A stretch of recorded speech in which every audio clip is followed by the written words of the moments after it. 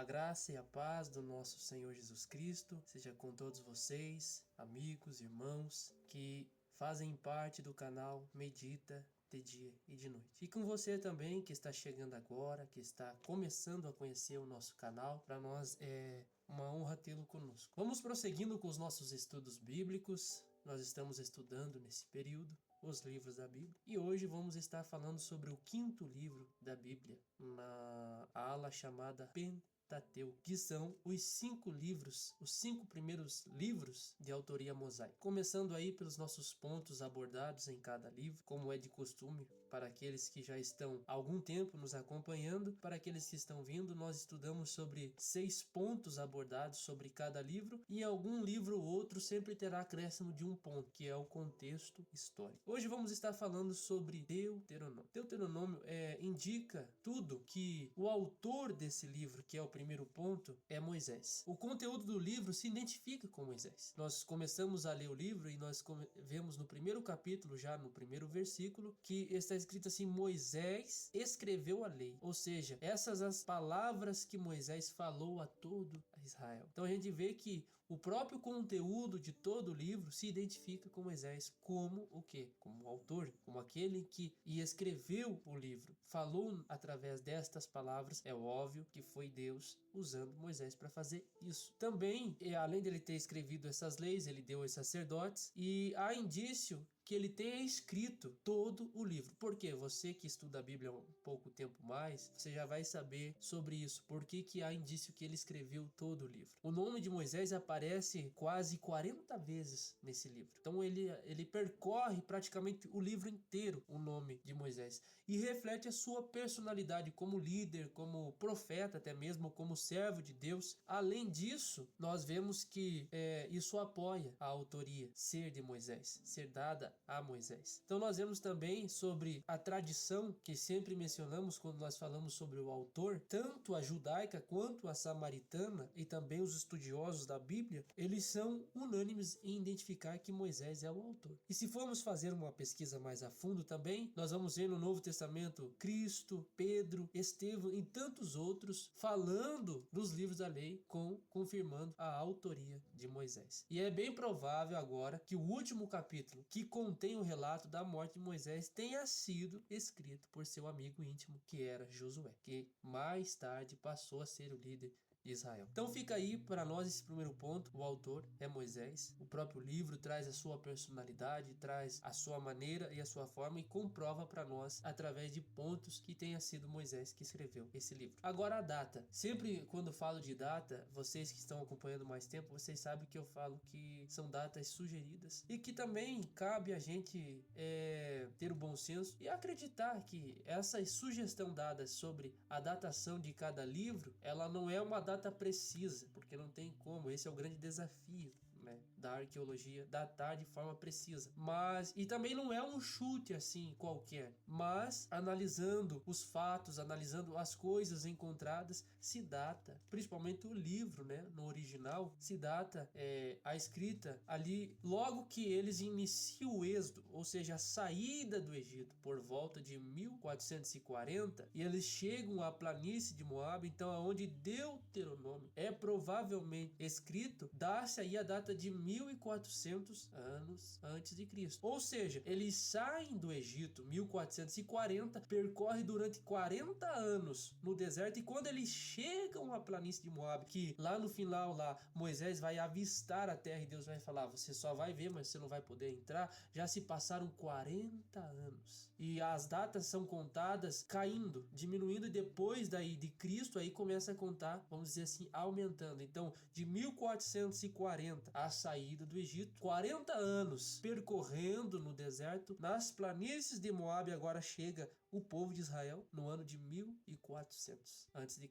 Então é provável que esse livro tenha sido escrito nesse período, como nós vemos mencionados ali, ó, no capítulo 1, versículo 3, que diz assim: no mês 1º, no primeiro dia do mês, no ano 40º de sua peregrinação, ou seja, 40 anos peregrinando. Então isso foi um pouquinho antes de Moisés Moisés ter morrido, contanto que o relato de sua morte está nesse livro. E o início da liderança de Josué em seu lugar, para tomar agora a terra prometida, para fazer posse daquilo que Deus prometeu, então cabe aí um período de inferior a 2 meses. Então, reunindo aí os 30 dias de lamento pela morte de Moisés, está nesse período em que o livro é datado. Então fica aí a data para nós também. Agora vamos caminhando um pouquinho mais para frente, nós temos o conteúdo histórico. Lembra que eu falei dos 6 pontos abordados em cada vídeo, em cada livro, nós teríamos o acréscimo de mais um ponto. Então, dentro do livro de Deuteronômio, se faz necessário fazer o acréscimo desse ponto, que é o contexto histórico. Então, nesse contexto histórico, Moisés tinha primeiro 120 anos. A terra prometida estava à sua frente agora.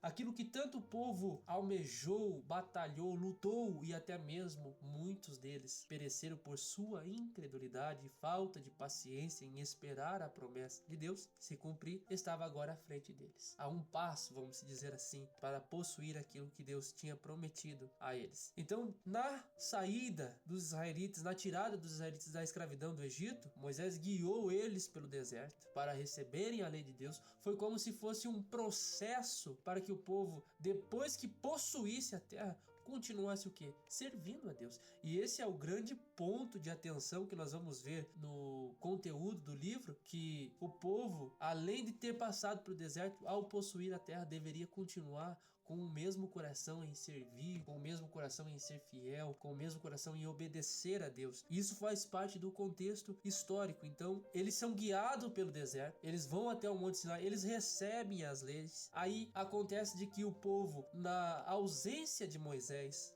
ainda estava lá no monte recebendo as orientações de Deus. O povo, na sua ausência, se corrompe, comete a idolatria, comete a infidelidade a Deus, e com isso eles vão perambular aí pelo deserto agora, por causa disso. Então agora eles se acham acampados na fronteira oriental de Canaã. Estão ali nas planícies de Moabe, nas regiões montanhosas de Moabe, vista para Jericó, vista para o Jordão. Então, quando os israelitas eles se preparam para entrar na terra prometida, eles se deparam com um momento muito crucial na sua história. Novos inimigos, novas tentações, novas lideranças. Então Moisés reúne o povo agora, e esse é o grande ponto, como eu disse, sobre o livro de Deuteronômio, para lembrá-los da fidelidade primeiro, irmãos, do Senhor. Lembrar que Deus, a todo esse tempo, desde lá do Egito, desde o deserto, agora que eles estão na frente da terra, Deus em nenhum momento deixou de ser fiel. Sempre foi fiel a eles. E encorajá-los para que eles também correspondam à fidelidade de Deus. Correspondam com o quê? Com a sua fidelidade, com a sua devoção. Contanto que nesse livro nós encontramos o maior mandamento: amarás, pois, o Senhor teu Deus de todo o teu coração, de toda a tua alma, de todo o teu entendimento, de toda a tua força. Então esse é o grande chamado de atenção de Moisés dentro desse livro, fazendo parte do contexto histórico. Moisés já estava aí na idade de 120 anos, Moisés já estava fazendo a transferência da sua liderança, porque Josué ele é avistado, ele é avisado antes, né, da morte de Moisés, que ele ia ser o líder de Israel dali para frente. Nós vemos que além do povo ter desobedecido, Deus ainda foi fiel, e agora o povo estava diante de uma nova, ou melhor, diante do novo. E estar diante do novo é perigoso também, porque pode nos corromper, pode nos levar a errar. Então Moisés está preocupado, demonstrando esse é o contexto histórico. Agora, no conteúdo, nesse ponto aqui que vamos abordar agora, vamos ir um pouquinho mais de forma sistemática para dentro do contexto histórico. Primeiro, então, Moisés está dando recomendações a esse povo. Então ele se prepara para a sua morte, porque Deus avisou ele: Moisés, você foi até aqui, você não vai entrar na terra, eu vou recolher você agora. Então ele se prepara para isso, mas também como líder que amou esse povo de uma tal maneira, assim, não igual, é claro, o texto de João 3,16, mas ele amou esse povo de uma forma que se dedicou a viver a serviço desse povo. Ele está agora preocupado. Por quê?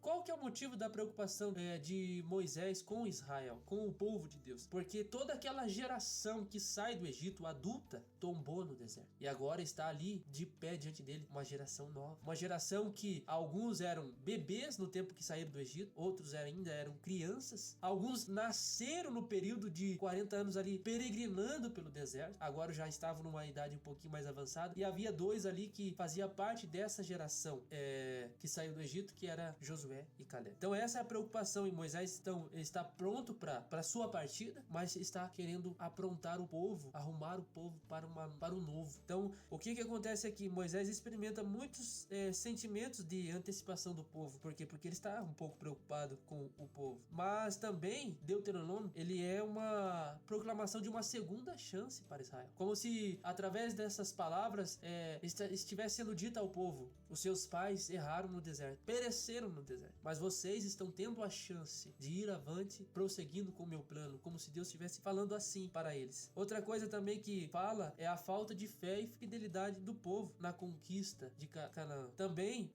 nos mostra que Moisés o tempo todo está dizendo: olha, entrem e possuam a terra. Realmente Deus prometeu isso para vocês. Deus prometeu isso para vocês. Vocês não têm que se intimidar com isso, porque foi promessa de Deus. Aí, com isso, Moisés agora está preparando essa nova geração para que eles não se esqueçam. Contanto, se você quer um resumo sobre essa preparação da nova geração, eu recomendo você a ler o capítulo 6. Ali Moisés demonstra muito da sua preocupação e sua liderança com o povo que vai assumir uma nova terra, uma terra desconhecida até então. Eles sabiam que era promessa de Deus, mas não conheciam realmente. Com as informações dos espias, e isso talvez trouxe um pouco de esperança, mas também medo para algumas pessoas ali do povo. Mas eles iam assumir o novo, eles iam assumir o desafio, mas que contanto que eles pudessem servir a Deus, continuar servindo a Deus. Contanto que no finalzinho do livro de Josué, ele vai dizer assim: eu e minha casa. Hoje vocês decidam quem vocês querem servir. Se é aos deuses que os pais de vocês se corromperam no deserto, ou se vocês querem servir a Deus. Mas eu quero dizer uma coisa para vocês: eu e minha casa serviremos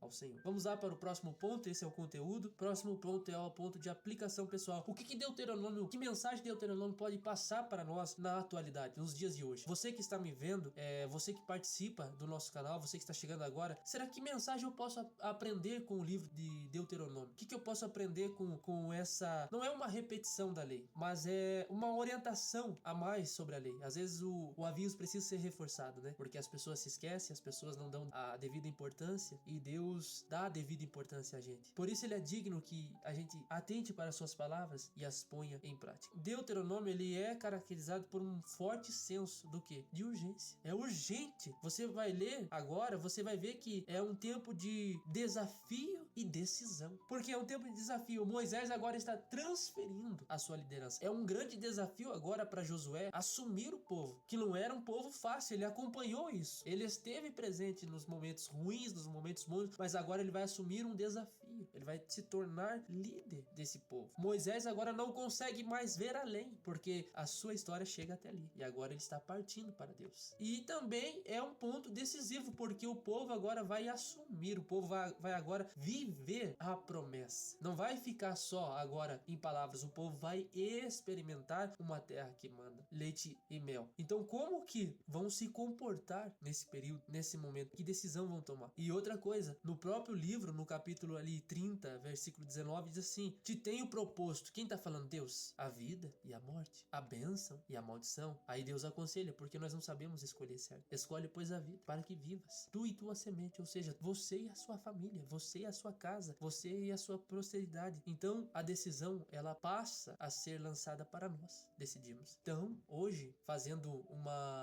como que eu posso dizer, uma analogia desse período de peregrinação durante 40 anos e do povo de Israel e de uma promessa de uma nova terra, nós fazemos uma analogia que a igreja, ela é peregrina nessa terra. Estamos exilados aqui, peregrinando, aguardando a promessa de um novo céu e uma nova terra. E nesse período de peregrinação precisamos tomar decisões, e decisões certas. Por isso Deus fala: escolhe a vida. Eu coloco diante de você a vida e a morte, mas escolhe a vida. Eu coloco diante de você a bênção e a maldição, mas escolhe a bênção, não a maldição. Porque aqueles que escolheram o contrário disso pereceram. Então essa é uma mensagem de aplicação pessoal. pessoal dentro do livro de Deuteronômio para nós. Assim como também vai falar sobre a educação dos filhos, vai falar também sobre a fidelidade de Deus. Então tem muitas coisas que vão fazer parte do nosso dia. Prosseguindo para o próximo ponto, Cristo revelado. Será onde nós vemos Jesus nesse livro? Será que é possível ter um vislumbre de Cristo dentro desse livro? Com certeza. Moisés foi o primeiro a profetizar sobre a vinda do Messias, de um profeta, como o próprio Moisés, lá no 18:15 vai falar sobre isso. Então Moisés é a única pessoa que ele tem, ou seja, uma analogia que se compara a Jesus. O próprio Jesus falou: porque se vocês crescem em Moisés, crereis em mim, porque de mim escreveu ele. Então isso,